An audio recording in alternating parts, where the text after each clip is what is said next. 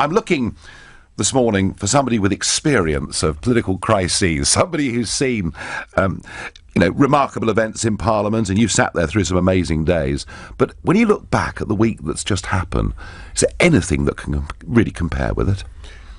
Nothing in my political career compares with what happened last week or in the last few weeks.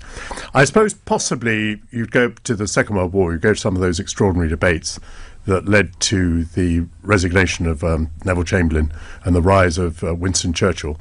Perhaps you'd have to go back to that for similar levels of drama. These days I'm much more of a historian than I am an active politician. I'm not in any way an active politician. And I have found these weeks deeply interesting historically. So I think the comparisons would be with World War II and with that period before World War I, where the Liberal government was trying to get through Irish Home Rule and reforming the House of Lords and so on. So this is the sort of chaos that only occurs once every, let's say, half century or something like that. I think even more to the point is whether this sets precedents. I mean, is it to be the case now that you can have a three-line whip, that members of the cabinet will disobey the three-line whip and remain members of the government? Is it to be the case in future that the chief whip asks a cabinet minister to resign and the cabinet minister refuses? Is it to be the case in future that a Secretary of State, speaking on behalf of the government, can commend a motion to the House, which means I want you all to vote for it, and then go and vote against it? I mean, this makes absolute nonsense of Parliament. That was the champagne moment of the week for me. That was Stephen Barclay urging the House to vote for the government motion and then going to vote against it. I mean, quite extraordinary. When you say champagne, I mean, you are famously a patriot, and therefore I'm not sure that we should be drinking champagne. I mean, Parliament is meant to mean something. The House of Commons is meant to mean something. If a minister says to the House of Commons, I commend this motion to the House, and then goes into the other lobby to vote against it, surely this is quite a serious development in our parliamentary democracy. I mean, we know that levels of cynicism and scepticism about our processes have been rising during this whole business. But really, for a person barefacedly to say to the House, I want you to vote for this, and then go and vote against it, I mean, public trust is in tatters. Oh, that's absolutely true. I mean, the one thing that I feel potentially excited about is I think that Brexit has proved itself to be bigger than the two political parties. And I'm beginning to think, and I know we have the first past the post system, but I'm beginning to think that maybe we're about to see a fragmentation of British politics, an end to the dominance of a two-party system. And I, in some ways, I find that quite an exciting prospect. Well, we'll see what happens. I mean, you probably thought that a while ago when you got 4 million votes, but as you say, under the first past the post system, that didn't make any difference.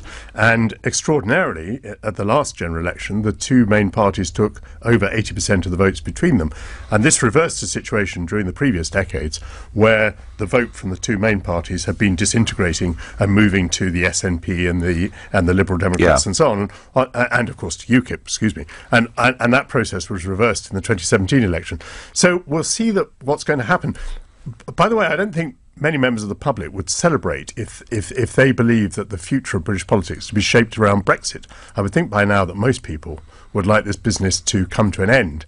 And it is meant to come to an end on March the 29th. And I know that you've been lobbying governments, well, I'm informed that you've been lobbying governments to see if they will veto giving Britain an extension to Article 50. I rather think that would be to do Britain a favour, that we could resolve this matter within the next 10 days, rather than the prospect of it going on for another 2 or another 4 years.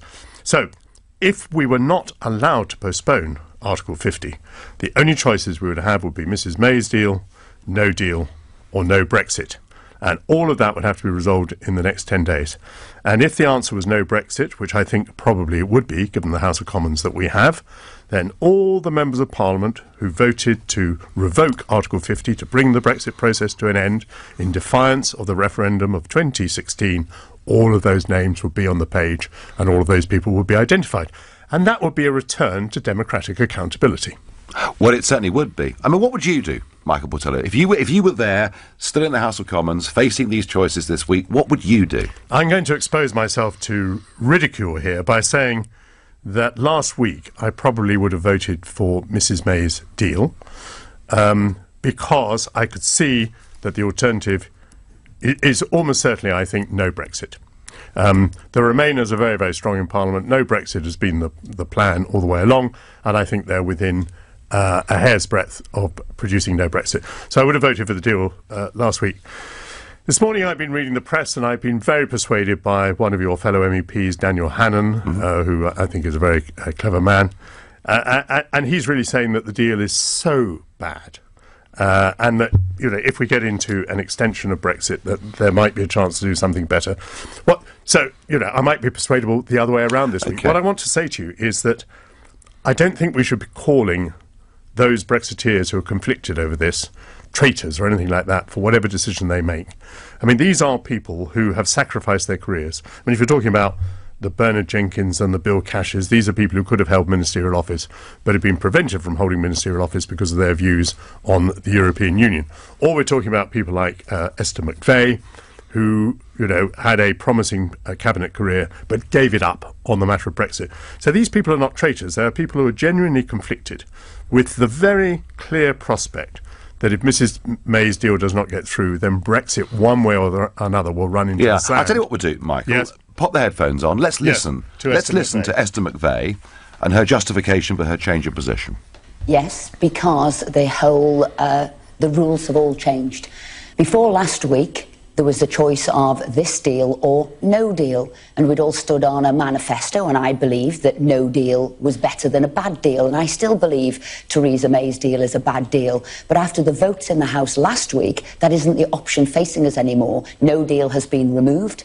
The Article 50 will be extended. The date has removed. So the choice before us is this deal or no Brexit whatsoever. And to not have Brexit, you go against the democratic vote of the people. So government and Parliament have connived to fundamentally undermine Brexit. Has government connived? Has Theresa May connived to undermine Brexit? What she said was government.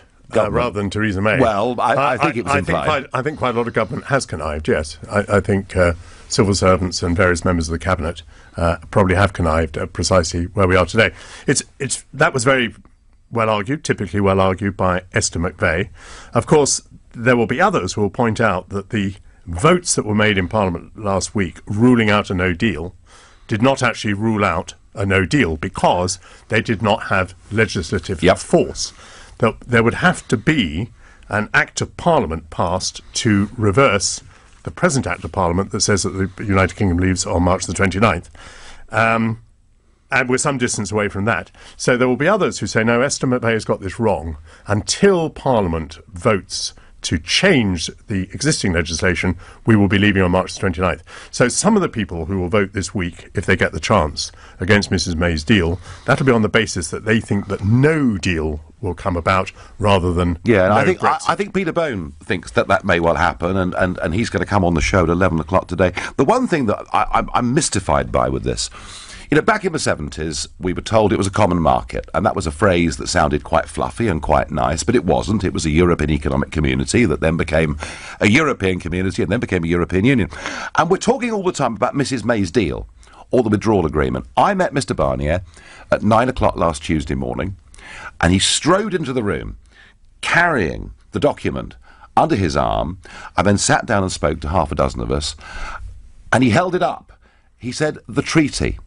The language that is used in Brussels, it's not a deal, it's a treaty. It's an internationally binding treaty. And I have to say, I'm completely with many of the arguments Daniel Hannan makes today. I think if we do go for Mrs May's deal, far from solving the question of our relationship with the European Union, I think it'll begin a new chapter of just terrible division for all of us. Well, to summarise Daniel Hannan's argument in one line, I suppose he's saying that from this deal, this treaty, there is no unilateral exit, whereas from the European Union itself, there is a unilateral exit under Article 50. Of course, many people would now scoff at that argument by saying, well, we've just tested to what extent we have a unilateral exit from the European Union, and look where it's got us. In other words, the supposed possibility of unilateral exit from the European Union has not proved very successful. Looking, Michael Portillo, at when we've heard Esther McVey has decided she'll hold her nose and back the deal because she thinks no deal's off the table. Some will disagree with that. What do you think's going to happen if they put this to the final vote? I think that if she puts it to the final vote again this week, she'll lose by rather less than she lost last week, and much less than she lost the week before. But I still think that she will lose. The position of the DUP, obviously, in this is extremely important. And there are people now saying that they're 50-50, some combination of assurances and money. Money. The DUP is very important. It's not just the votes that the DUP have, it's also that quite a lot of Conservative MPs feel bound to show solidarity with the DUP. So if the DUP came across, that would bring many more votes than just the DUP votes, a substantial number of Conservative votes. For instance, I'm pretty sure Jacob Rees-Mogg would be voting for the deal if the DUP were on board. That's still a very big if. I'm not at all sure the DUP can be brought across. But even if they are, and even if quite a lot of the European Research Group follow the DUP, there are obviously some who are not going to come across. There are some who think that this deal is so hideous that all the alternatives are less bad than this deal.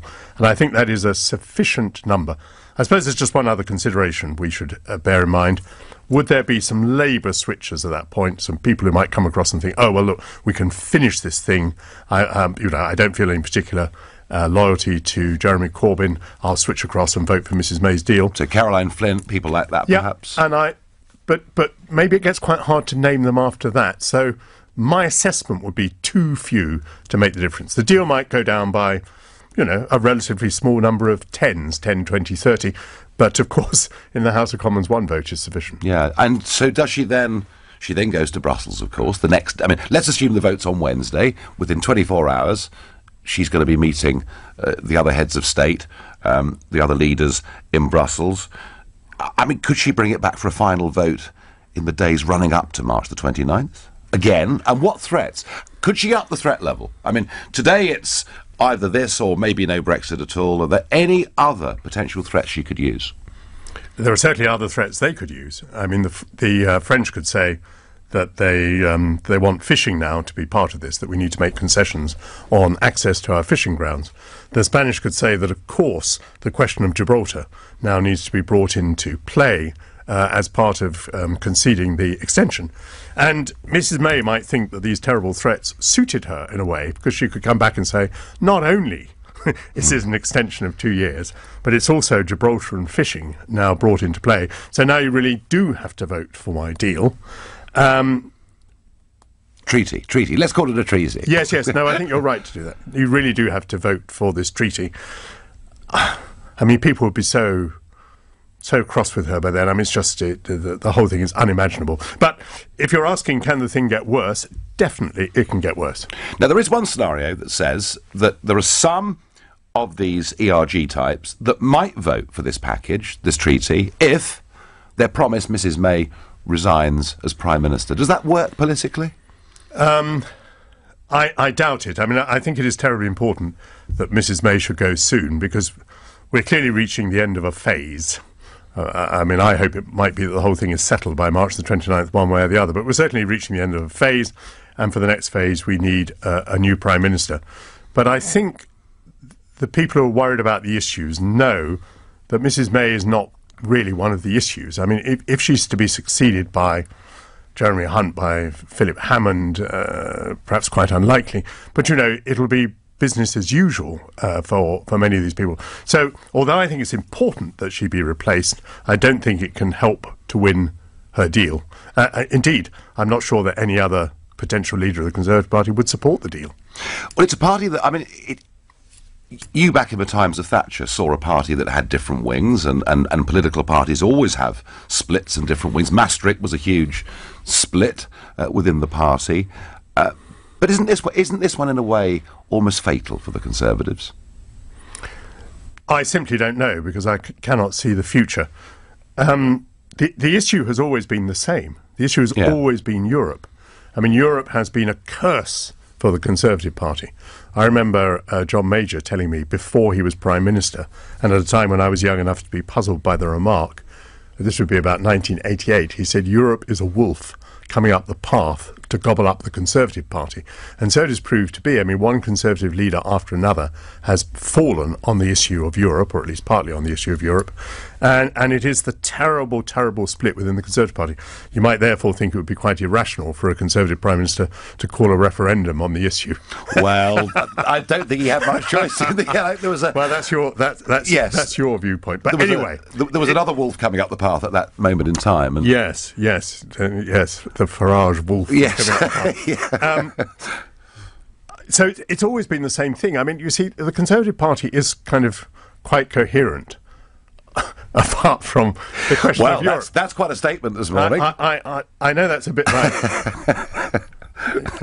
No, I was going to make a bad taste remark. I won't make the bad taste remark. I realise that, of course, the European thing is absolutely fundamental within the Conservative Party, and saying that it's united apart from that, it may seem a little bit trite. But, I mean, that was David Cameron's ambition, clearly. He wanted to put the European issue aside so that the Conservatives could concentrate on what united them. So, for instance, if we got through this week and we either left the European Union or we remained in the European Union, maybe the Conservative Party could again talk about something else. Now, who's to say what will happen electorally, but it's possible, of course, that the next Prime Minister of this country is one Jeremy Corbyn. What sort of Labour Prime Minister would he be? Well, he seems to me to be a thoroughgoing Marxist. He believes in renationalisation of all the industries that have passed into the private sector. He believes in confiscatory levels of taxation. He may even believe in confiscation. Confiscation is a word that comes up very frequently in the book that's been written about Jeremy Corbyn recently by Tom Bowers, which I think is well worth reading. So, for the average listener out there who may be terribly engaged by this European Union issue, I would say that whether we leave the European Union or whether we don't will make very little difference to most people's lives in this country, including mine. If Jeremy Corbyn becomes Prime Minister, our lives will be fundamentally affected. Now, some people may think they're being affected in a very good way, and other people in a very bad way. But certainly the change in policy from a sort of middle-of-the-road, ineffective Conservative government to a tooth-and-claw, it seems to me, communist Labour government. How's it happened? How did Jeremy Corbyn become leader of the Labour Party? Because about half a dozen Labour members of Parliament, who were too clever by half, gave him their votes to put him onto the ballot paper for the Labour Party leadership, because they wanted to show fairness. They wanted to show that all strands of opinion were being represented in the leadership contest. The fools didn't understand their own party. They didn't understand that the electoral system had been democratised, that you could join as a Labour Party member for £3, that Momentum and the trade unions were very good at recruiting people, that it was possible to swamp the Labour Party in a very brief period of time with hundreds of thousands of Corbynite members, and that Corbyn would become leader and would take over the party and would gradually take over the NEC, and would then be able to organise deselection of moderate MPs, and those that he didn't deselect would go off into a new and ineffectual group. And presumably if Corbyn was to disappear, someone like McDonnell would take over. Yes, that would be out of the fire into a furnace. Very interesting. Very interesting. Now, I must talk to you, Michael, about the programme this week. The programme with its cult following. About 1 million people every week tune into a programme that doesn't end till midnight, and I've been lucky enough to appear on that programme a few times myself. You've been doing it for 16 years. Yes. Good programme, but going to be axed, I'm told. Yes, that's right. I mean, I certainly cannot complain. I've been on the programme for 16 years consistently, and I've been given this extraordinary platform, even though I left politics in 2005, and I would say active politics in 2001. So what have I been doing on that programme for all of those years? I've had a wonderful opportunity. And I don't think anyone can complain about a programme coming to an end after 16 years. However, it is, I think, quite a successful programme for the reasons that you've given. And what is more, it is different from every other programme, certainly on the BBC, in that it is very irreverent. And people who nominally represent a party, as I nominally represent the Conservative Party on that show, or a Conservative point of view, perhaps I should say, rather than the Conservative Party, talk across the piece. So I might very often take a view where I would be supporting something that a Labour person said. The Labour person might be quite critical of the Labour Party leadership. And that doesn't happen on most radio and television shows, where people are trying to be absolutely objective not to make their own standpoint the be-all and end-all of what they say, but actually try and say what is true. Yeah, and Andrew Neil, I mean, a word about Andrew Neil as a BBC presenter? Well, Andrew Neil as a journalist, because he was the editor of the Sunday Times at the age of 30. Yeah. I mean, the man is a phenomenon, prodigiously deep knowledge, a wonderful memory, terrific analytical mind, a very fair-minded journalist, someone who absolutely skewers, but in a very polite way, the people that he is interviewing. And although, most of us assume that he has a right of centre position because, he's been associated with the Spectator, for example, I don't think that bias is ever demonstrated. However, if that is his position, it's jolly useful for the BBC, because nearly everyone else on the BBC is known to be rather to the left. Yeah, and of course he was, in years gone by, an LBC presenter as well. So he's a big loss to the BBC. Where does the BBC go from here? Overall, as an organisation, is it fit for the modern world? I think the BBC has made the colossal error of being wedded to the licence fee, which I think is as old-fashioned as being wedded to nationalised industries. I mean, the young people I work with in making programmes for the BBC do not watch the BBC. Yeah. In fact, they don't watch television in the conventional sense. They only watch things they want to watch on their laptops, and they're not governed at all by TV schedules. They're just watching what they want, when they want, and that comes from any number of different channels, obviously including Netflix and HBO and so on and so on and so on.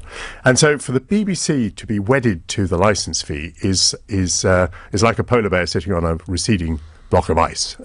It's just not the future. And the BBC has been very slow to try and find a global audience across internet platforms, which is the direction in which it needs to go. Michael Portillo, thank you for joining us this morning. Thank you, Nigel.